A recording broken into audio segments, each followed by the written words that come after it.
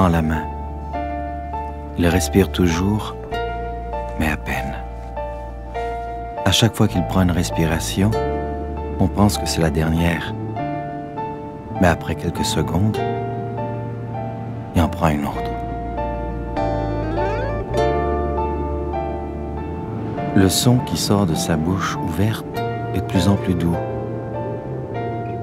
La respiration moins profonde à chaque fois. Je lui tiens la main. Le bout de ses doigts est déjà froid.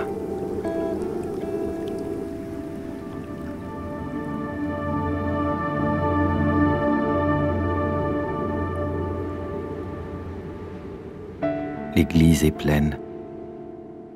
Des gens que je connais pas. Des gens que je connais plus. Ils sont tous là pour dire au revoir à une personne que j'ai jamais connue. Un ancien résident du centre de réadaptation où mon frère avait passé sa dernière année prend la parole. C'était un bon ami, drôle, farceur, aimait chanter, danser, aimait le karaoké. Je me demande si je suis dans la bonne église.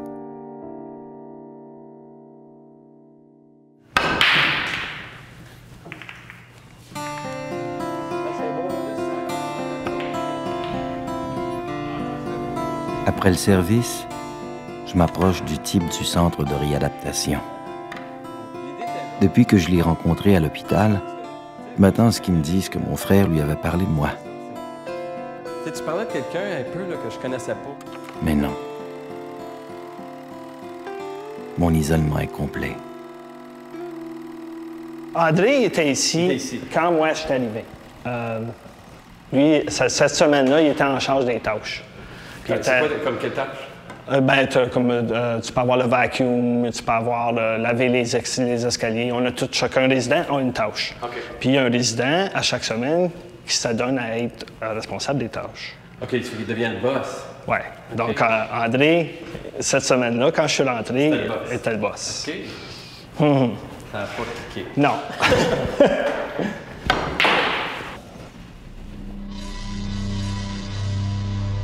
On est arrivé à l'hôpital passé 10 heures, l'avant-veille, ma mère et moi. Les corridors étaient vides. La plupart des patients dormaient.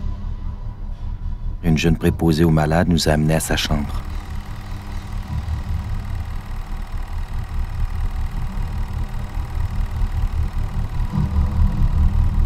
Le temps s'arrête dans des moments pareils.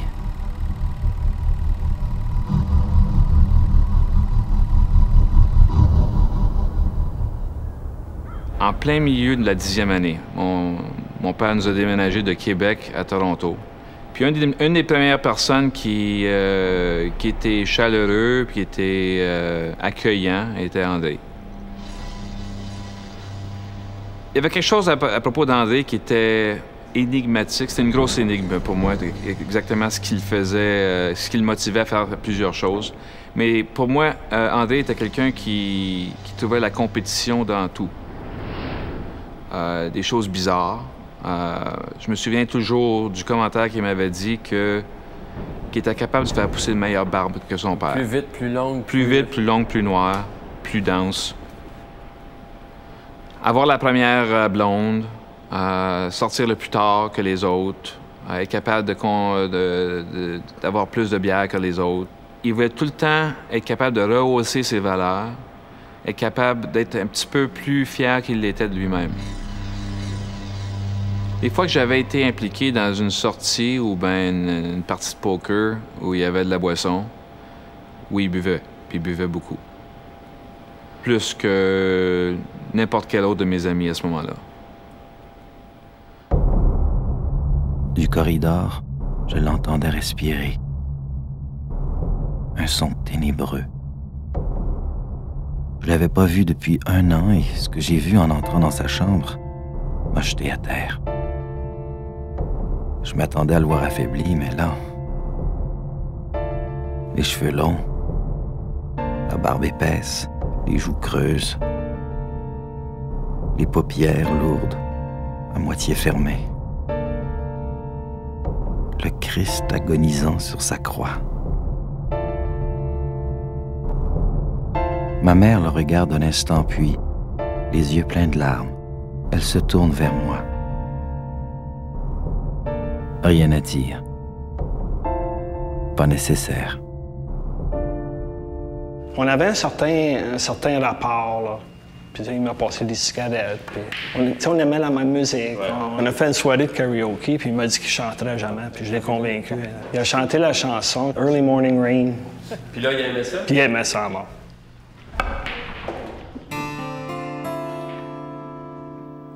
La grande majorité des 2 dernières années au secondaire, André faisait le moins possible à l'école. Il était certainement capable de réussir très bien, mais pour une raison ou une autre, les conquêtes de femmes lui étaient plus importantes. Lui, c'était important d'avoir un trophée. Dans la plupart des toxicomanes ou des alcooliques, c'est le manque de sécurité. Tu sais, comme... moi, je peux regarder aujourd'hui, puis j'ai fait de la thérapie. Puis André aussi, il en a fait beaucoup. Puis je pense qu'on a vu, on était voir loin. Puis c'est ça qui est le bobo, si on veut, ou qui a déclenché, là... Il y a différentes personnes qui sont affectées différemment. Nous, là, je n'irai pas dans tous les détails de la maladie. On considère ça une maladie. Donc, nous, elle a déclenché. J'ai senti dans André aussi, parce qu'il m'en a parlé, qu'il ne s'est jamais donné à 100% à son mariage, parce qu'il y a toujours une barrière, là. Il y a toujours un mur qu'on a. Si tu admets aimer quelqu'un, tu lui donnes la permission de te faire mal. Parce que si tu admets tes feelings pour une personne, donc, tu sais, tu donnes le contrôle à cette personne-là de jouer avec ta vie, là, si tu veux jouer avec tes émotions, parce que tu admets que tu as des feelings pour cette personne-là. Donc, c'est un mur qu'on développe où on va aller just so far, where we'll let you go just so far.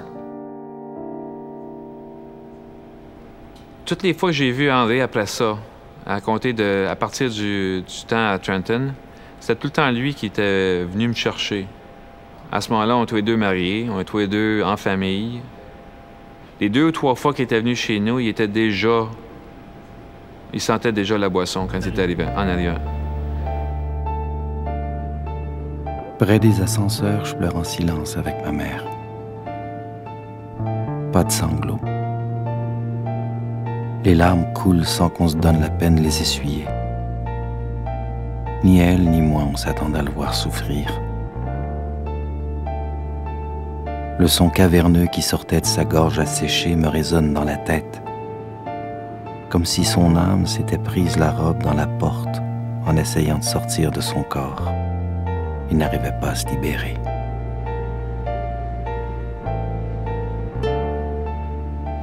On a chambardé notre vie, là. Tu sais, puis je veux dire, les gens qui sont autour de nous, éventuellement, ça revient, mais je veux dire, ça prend du temps. Ça fait 1 an qu'on est à Barrhaven. Dans l'an 2000, on a commencé à conduire ensemble, aller au travail le matin. Chaque matin, ça sentait la boisson dans l'auto. De façon bizarre, c'était la même personne. D'une mauvaise façon, c'était une personne complètement différente. Une personne épuisée, déprimée, qui avait réellement, bien souvent, aucune idée de qu'est-ce qu'il devait faire. Il y a des gens qui arrivent au mouvement, qui ont duré toute leur vie, qui ont fonctionné comme alcooliques. C'est que, à un moment donné, tu vas frapper le bas fond. Tu sais? Est-ce qu'il souhaitait à ce moment-là guérir? Oui, il souhaitait guérir, il souhaitait avoir une vie familiale normale. Il espérait mettre un band-aid sur tout. Mais simplement, je pense qu'il ne savait pas comment. Il savait pas comment. Can't pretend that things are okay anymore. You know? Eventually, it catches up. Puis c'est ça qui arrive. J'aurais espéré qu'on soit capable de se retrouver, mais l'alcool est entre les deux. La dernière fois que j'ai parlé, il voulait qu'on se voie. J'avais déménagé de Barrhaven. Lui avait déménagé de sa maison avec sa famille. Et puis, la navette le matin ne se faisait plus. Je pense que c'était probablement en 2003. Et puis, il m'avait appelé. Je pense qu'il était sous. Il voulait qu'on se voie. Et puis, ça me tentait pas. Ça me tentait pas. Puis, c'est la dernière fois qu'on s'est parlé. Je regrette ça? Non. C'était pas dirigé vers lui, c'était dirigé vers la situation. Je voulais pas y faire mal, mais je voulais simplement pas passer la soirée avec quelqu'un qui est sous.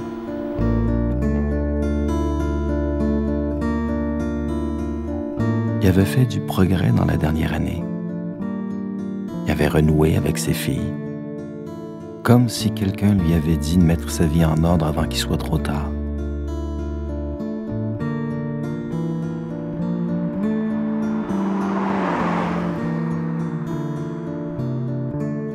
André se présente le 5 et il est admis pour le programme commençant le 7.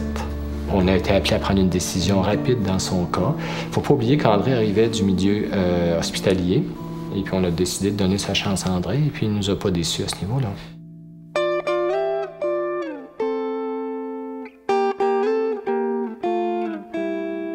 Je savais pas que ça existait un endroit comme ça. C'était comme un paradis, si on veut dire.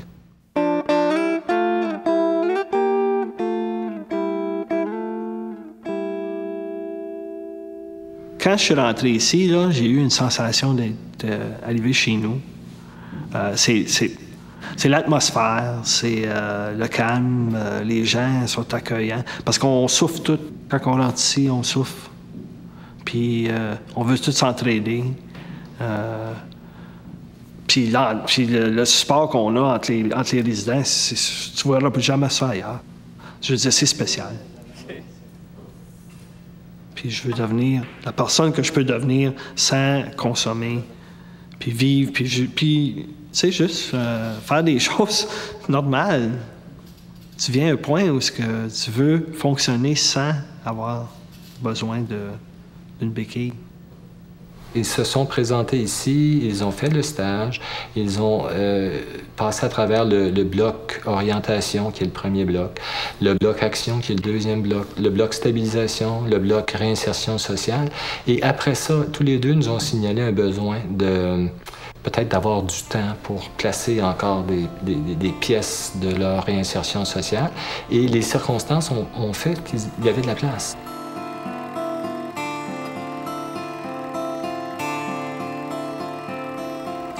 Il est parti au mois d'août, si je ne me trompe pas, pour aller à un appartement, au début du mois d'août. Puis il travaillait de nuit. Mais là, je me suis aperçu qu'il y avait une baisse d'énergie, un manque d'intérêt dans bien des choses. Il était devenu aussi un peu agressif. Ben, tu sais, j'en voulais dire, quand tu deviens déprimé, enchaîne-moi pas, puis va-t'en, puis tu sais, puis je restais quand même.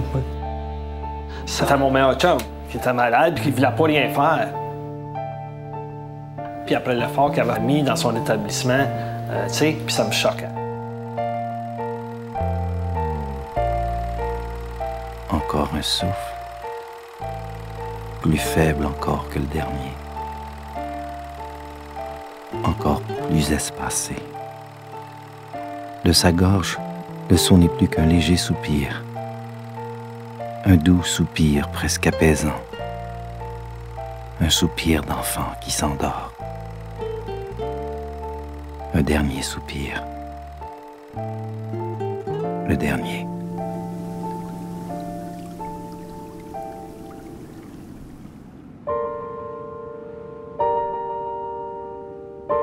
Un calme se répand autour du lit. Ma mère lui flatte le front. Elle me regarde. Rien à dire. Pas nécessaire. La couleur se retire du bout de ses doigts, comme une vague se retire d'une plage. Il reste que la peau jaunâtre et cireuse, cirrhose du foie chronique. On était certain que la cirrhose était la cause de sa dégénérescence, mais le scan avait révélé un cancer généralisé.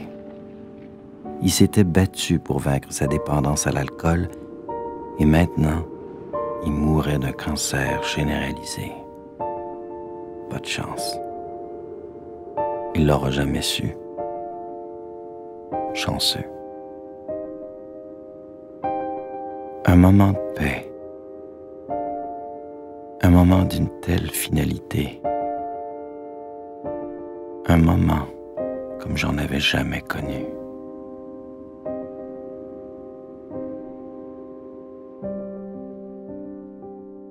Ma mère veut le tenir dans ses bras. Le sang dans sa figure se retire à vue d'œil. Pas du tout paisible comme dans les films. Les yeux à moitié ouverts, la bouche béante, les lèvres étirées sur les gencives laissant paraître les dents brunes d'un fumeur de carrière.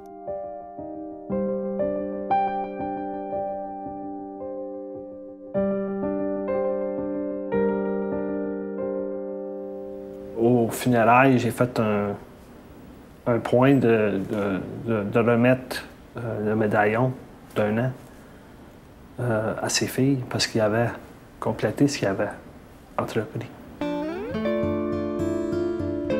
Je peux dire qu'à la lumière de ce qu'on en connaît maintenant, André avait comme bien misé ses jetons puis il était en train de faire quelque chose de bien. Alors, c'était prometteur pour l'avenir.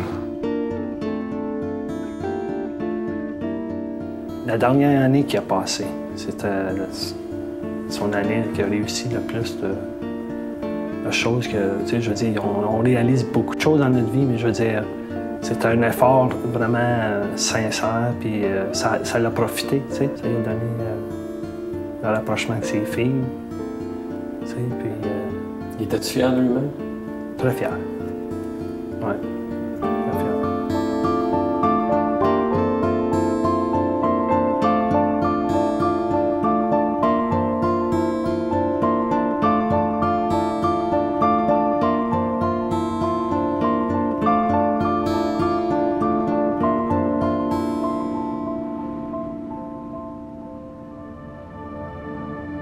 Ma mère marche devant moi.